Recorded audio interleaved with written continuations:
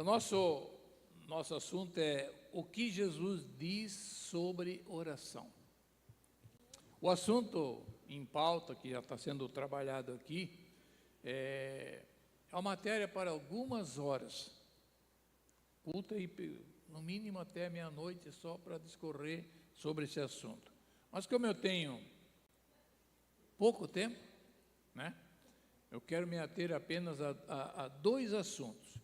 Primeiro, orando por nosso inimigo. Coisa boa, né? Eu vou dizer para vocês que eu não gosto muito. Mas é uma ordem de Jesus. Vamos ver Mateus ali? Mateus capítulo 5. Vê comigo aí. Mateus capítulo 5, versículo de número 44 ao 48. Diz assim: Eu, porém, vos digo, amai os vossos inimigos, preste bem atenção, amai os vossos inimigos e orai pelos que vos perseguem. Ele não está mandando orar pelos que perseguem, não está mandando orar pelos inimigos. Entendido? Ame o inimigo, mas ore por quem vos persegue. Para que vos torneis, para quê? Amar o inimigo e orar por quem persegue. Para que vos torneis filhos do vosso Pai Celeste, porque Ele vos faz nascer o sol sobre maus e bons, viver e vir chuva sobre justos e injustos. Porque se amardes os que vos amam, que recompensa tendes? Não fazem os publicanos também o mesmo? E se saudares somente os vossos irmãos, que fazeis demais? Não fazem os gentios também? Gentios éramos nós quando era pecador, né? Também o mesmo? Portanto, sede vós perfeitos, como perfeito é o vosso Pai Celeste. Amém? Amados, orar pelo inimigo, primeiro já não manda orar, manda só amar. Você pode amar de longe assim, né? Eu não gosto de orar por inimigo. Se bem que eu não tenho inimigo. Graças a Deus. Mas então, para não ser desobediente, eu até oro. Mas eu procuro respaldo bíblico. E quero que vocês me acompanhem. Nós temos alguns exemplos na Bíblia. Salmo de número 3, ali comigo. Salmo de número 3, uma oração de Davi. Versículo de número 7. Nessa Bíblia aqui, nessa versão, diz assim: Levanta-te, Senhor, e salva-me, Deus meu, pois feres nos queixos a todos os meus inimigos e aos ímpios quebra os dentes. Davi não passava a mão na cabeça. Davi era ferrenho. Senhor, eu estou orando pelo meu inimigo. Quebra os dentes deles. Arrebenta com eles. Davi orava assim. Salmo 58. Vá para frente um pouquinho aí. Você vai ver que a gente, na Bíblia, acha-se respaldo para tudo, até para andar fora do mandamento de Deus. Salmo 58, versículos 7 e 8 diz assim: Desapareçam como águas os que se escoam ao dispararem flechas, piquem elas embotadas, travadas, sejam como a lesma que passa diluindo-se, como o aborto da mulher, não vejam nunca o sol. Essa era a oração de Davi pelo inimigo. Você já tem orado assim? Olha, amados, eu não oro bem assim, mas eu não oro para Deus abençoar inimigo nenhum meu, porque eu não gosto. Pastor, o senhor como pastor está falando isso? Estou sendo sincero, eu não posso maquiar aqui uma coisa. Amados, ore pelos seus inimigos, é mandamento bíblico. Eu não consigo. Mas a Bíblia diz que é para nós ficar pedindo para Ele. Mas isso é a oração aqui de Davi, que está amargurado, que está debaixo de guerra, cercado por inimigos, vendo a nação sendo destruída, mais ou menos como o Brasil está sendo oprimido. Davi sentia isso na carne, e ele fazia essas orações dependendo dos seus patriotas, dependendo da nação que ele era o rei, entendeu?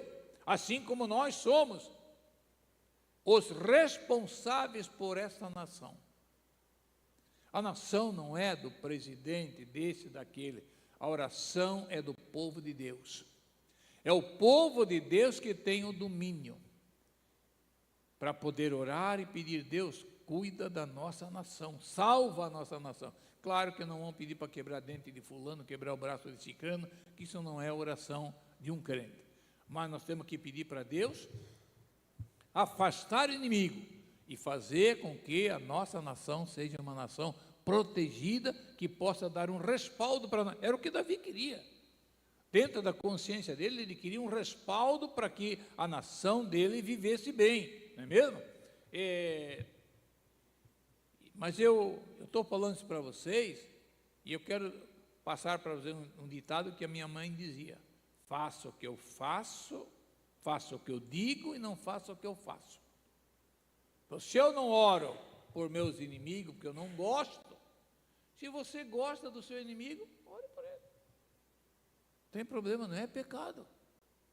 É só questão de você ser sincero com Deus. Eu também acho, pastora Sandra, que oração que não é verdadeira, Deus não escuta. Deus não gosta de hipócrita. Deus quer que nós sejamos o mais sinceros possível, entendeu? Mas nós vamos aqui pela oração. Segundo assunto de oração é esse de suma relevância. E ao estudar a Bíblia, quando você estuda, você sempre aprende. Você sempre está aprendendo coisas novas. Orando por mais obreiros. Vá para Mateus capítulo 9, nós estamos ali em Mateus 5, estávamos, né? Vá para Mateus capítulo 9. O que que Jesus fala? Mateus capítulo 9, versículo 36 ou 38, está aí na tela também. 9, 36 ou 38. Diz assim, ó: vendo ele as multidões, compadeceu-se delas, porque estavam aflitas e exaustas como ovelhas que não têm pastor. Então lhe dirigiu a seus discípulos e disse: a seara na verdade é grande, mas os trabalhadores são poucos. Rogai, pois, ao Senhor da seara que mande trabalhadores para a sua seara. Amém? Interessante que o Senhor aqui não está mandando orar, ou nos motivar a orar para que o Senhor salve perdido. Talvez você não vai entender. Ele não está orando para nós: Senhor, salva os perdidos. Ele está para nós orar para o Senhor mandar trabalhadores, para que o trabalhador vá lá orar pelos perdidos. Mesmo quando Paulo escreve em Romanos capítulo 10, versículo 1, minha súplica a Deus a favor deles são para que sejam salvos. Subentende-se que são os perdidos, mas não é uma instrução sobre orar para Deus salvar os perdidos, mas como ele salvar. Paulo não está dizendo assim: eu quero que o Senhor salve os perdidos. Ele está dizendo que ele espera que o Senhor salve. Através de quem e de como? Por quê? É porque Deus já providenciou acerca da salvação dos perdidos, ao enviar Jesus. Veja 2 Coríntios, aí para frente. Eu quero ser breve para nós termos um tempo de oração, mas quero que você entenda também o que eu estou pregando e o que eu estou falando. 2 Coríntios, capítulo número 5, diz assim, capítulo 5, versículo 19 ao 21. Diz assim: a saber que Deus estava em Cristo reconciliando, salvando consigo o mundo, não imputando aos homens as suas transgressões, e nos confiou a palavra da reconciliação, de sorte que somos embaixadores em nome de Jesus Cristo, como se Deus exortasse por nosso intermédio, em nome de Cristo, pois rogamos que vos reconcilieis com Deus. Aquele que não conheceu o pecado, o pastor Udo pregou domingo agora, ele fez pecado por nós, para que nele fôssemos feitos justiça de Deus. Então, aqui está dizendo, Paulo está dizendo, que Deus já providenciou a salvação do pecador, a salvação do ímpio. Então já estava pronto. Romanos 10, versículo 9, se você voltar um pouquinho para o livro de Romanos, capítulo 10, versículo 9, diz o seguinte: se com a tua boca confessares Jesus como Senhor, e em teu coração creres que Deus o ressuscitou dentre os mortos, serás salvo. Então, não adianta eu só orar ou pedir que alguém, se a pessoa não confessar com a sua boca que Jesus Cristo é o Salvador, ela não vai ser salva. Então o que é que nós temos que fazer? Nós temos que levar a pessoa a confessar Jesus como Salvador, para que daí então ela seja salva. Amém? Paulo não manda orar, ele manda crer, ele manda nos crer. Romanos 10, 14 diz assim, ó: como porém invocarão aquele em quem não creram? E como crerão naquele que nada ouviram? E como ouvirão se não há quem pregue? Ele não diz que é para a pessoa orar, ele diz para a pessoa crer. Se a pessoa não crer, ela não vai ser salva. Orai para que o Senhor mande trabalhadores para a seara, mande alguém que vá pregar. Mas pastor, e Atos 16, 31, daí? Não diz orai. Crê no Senhor Jesus Cristo e será salvo tu e a tua casa. Se eu crer em Jesus, a promessa do Senhor é que a minha família está salva. Então, eu estou orando para Deus cuidar dos meus filhos, proteger aqui e lá, meus irmãos, mas eu tenho uma promessa que eles já estão salvos. Eles não vão perecer porque eu creio em Jesus. E a promessa é que se eu crer, eles vão ser salvos. Em Romanos 10, 14 aqui está dizendo que os perdidos não serão salvos a menos que alguém pregue. Tem que ir alguém para pregar. É claro, irmãos, não estão, entendo como que não devemos orar pelos não salvos, mas orar para que Deus envie quem pregue para eles. E quem sabe até investirmos no missionário, enviado por Deus para falar para aqueles que não nos ouviram, ou não nos ouvirão. Às vezes não adianta nós ficarmos querendo pregar para os nossos familiares. Aliás, eu quando vim para a igreja, eu fiz uma promessa para mim: nunca falar nada para parente nenhum do Evangelho. Depois de uns 10 anos que eu estava na igreja, um parente da minha mulher, não tinha nada a ver com igreja, o cara solteiro, vida meio desregrada, ficou doente, foi para o hospital. Aí a família: Leodoro, você não vai lá no hospital orar por fulano? Ué, mas eu nunca falei de Jesus para ele. Mas por que pediram para mim orar, Odo? Porque viram alguma coisa em mim. Quando eu ia dançar, quando eu dançava, que família de alemão, você sabe, cada aniversário é um baile até de manhã. Cada baile é bebida até de manhã. Né? tudo é motivo para baile, tudo é motivo para jogo, tudo é motivo para bebida.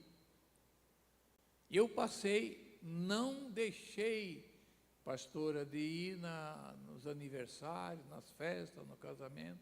Eu ia lá, participava com ele, mas o meu proceder era diferente, com certeza. Porque sem eu falar, eles pediram para mim ir no hospital orar. Aí quando foi para mim orar lá no hospital, aí eu pude entrar com a palavra e falar de Jesus Cristo, entendeu? Então às vezes não é bom nós ficarmos massificando para parente. Nosso testemunho fala muito mais alto. Ou então nós devemos investir em alguém, não só com dinheiro, mas investir em alguém também, orando para que aquela pessoa que nós estamos orando vá até o nosso parente. Que é mais fácil um estranho ir falar para o nosso parente do que nós. Com toda certeza. Deus sabe quem é esse alguém que pode alcançar alguém que influencie aqueles nossos familiares com mais eficácia do que nós mesmos. Primeiro porque santo de casa não faz milagre, né? Tá provado. Veja ali Marcos capítulo de número 6, versículo 5, diz assim, não pôde fazer ali nenhum milagre, senão curar uns poucos enfermos, impondo-lhe as mãos. Admirou-se da incredulidade deles, contudo percorria as aldeias circunvizinhanças a ensinar. Para onde é que Jesus foi? Para a vizinhança. Porque na família dele, você vai ler um pouquinho antes, não é esse aí, filho de Maria? Não vive ali conosco, ali, diz assim, não é filho de carpinteiro, não é também de Maria, não vive no meio de nós, seus irmãos, Tiago, José, Judas, Simeão, não vive no meio nosso as irmãs dele? E aí diz que Jesus não pôde fazer milagres, nenhum milagre, a não ser curar alguns, mais ou menos. Isso aí foi para a vizinhança. É melhor eu pregar para estranho do que eu pregar para minha família, que a família não acredita. E nós precisamos entender isso também, que às vezes nós ficar um segundo ponto aqui, muitos crentes, quem sabe nós sejamos um deles, sabe, que ficamos espantando nossos parentes, sabe, para longe do Evangelho, importunando o tempo todo. E nós, em vez de trazê-los perto de Jesus, nós ficamos afastando eles cada dia mais. Esse cara é muito chato, não quero saber dele, não gosto dele. Se for para ser crente assim, ou então, também tem o inverso. O nosso testemunho é péssimo. Se o nosso testemunho for ruim, sabe, tem pessoa que diz assim, olha, se é para ter o Deus que tu tem para fazer o que tu faz, eu acho que o diabo é melhor do que o teu Deus. É o nosso testemunho, a nossa maneira. Então, amados, nós precisamos orar para que Deus mande alguém para falar para nós. Eu hoje pela manhã tive... Isso aqui estava preparado, já preparei já essa semana. Mas essa semana, no meu jovem lá, quando estavam saindo da porta, alguém disse, pastor, ora para que dê certo o que eu estou preparando assim para fulana. Ele disse, poxa vida, estou orando para Deus mandar alguém, a pessoa veio aqui, eu preparei, procurei alguém, fulano, está aqui fulano de tal, virei as costas e saí. E hoje a pessoa falou para mim, pastor, ore para que já estamos reunindo, a pessoa me procurou, quer sentar comigo, quer conversar. É isso. Orai ao Senhor da seara para que mande trabalhador para a sua seara. Você está entendendo? Nós precisamos orar, investir, para que tenhamos trabalhadores. Vamos nós para os estranhos. Os estranhos não conhecem a nossa mazela. Eu vou pregar dia de ceia aqui. Estou preparando a mensagem há 2 semanas, está aqui na minha cabeça. Estou preparando, estou lendo, e volto, eu vou orar, não sei fazer outra coisa. Estou massificando aquela palavra, porque eu quero que nós entendamos que nós, às vezes, não fazemos o papel de crente como nós devíamos fazer. E nós somos crentes, não somos? Nós estamos numa igreja que prega a palavra, meus amados. Mas, às vezes, vivemos muito pouco dela. E o Senhor quer curar, o Senhor quer primeiro salvar, entendeu? Fé e oração andam de mãos dadas. Jesus disse: rogai ao Senhor da seara para que mande trabalhadores. Tiago capítulo 5, o pastor Udo leu aqui no começo. Orai um pelos outros para serem sarados. Mas eu quero terminar, encerrar, fechar, lendo Marcos capítulo 11, versículo 25. Marcos capítulo 11, versículo 25, diz assim: e quando estiverdes orando, se tendes alguma coisa contra alguém, perdoai, para que o vosso Pai Celestial vos perdoe as vossas ofensas.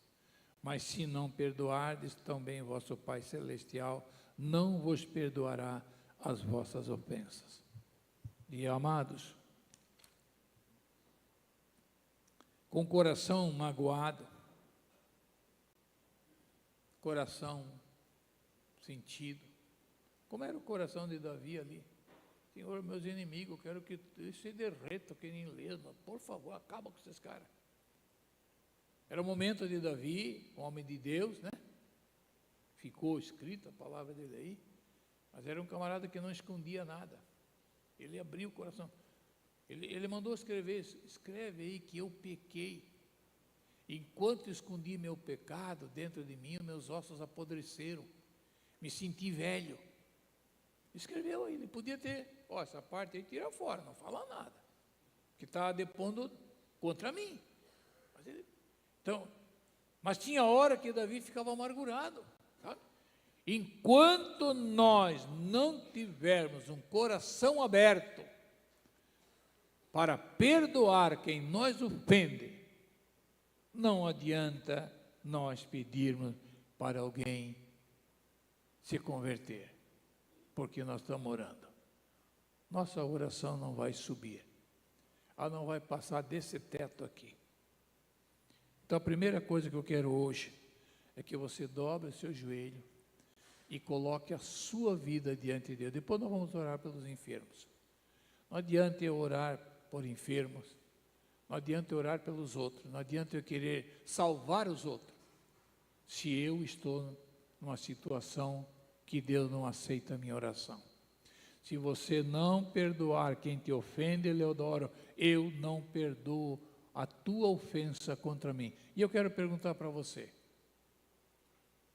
você acha que você às vezes ofende Deus? Ou nunca? Que às vezes a gente é tão bom, a gente se considera tão santo, que a gente não ofende Deus. Mas o apóstolo João diz assim: se nós dissermos que nós não temos pecado, nós estamos fazendo Deus mentiroso. Então, baseado nisso aí, filhos, nós precisamos primeiro analisar a nossa vida. Senhor, olha para mim, me limpa, me perdoa. Neemias fez isso. A cidade estava lá deserta, ele disse: Senhor, nossos pais têm pecados, E nós também temos pecado. Que a tua palavra dizia que era fazer assim, assim, assim, e nós não fizemos isso. E por isso nós estamos aqui hoje como escravos, presos, prisioneiros, em terra estranha, Senhor. Perdoa as nossas ofensas, nossos pecados, nossos defeitos. E aí quando ele orou assim, Deus ouviu. Vamos fazer isso?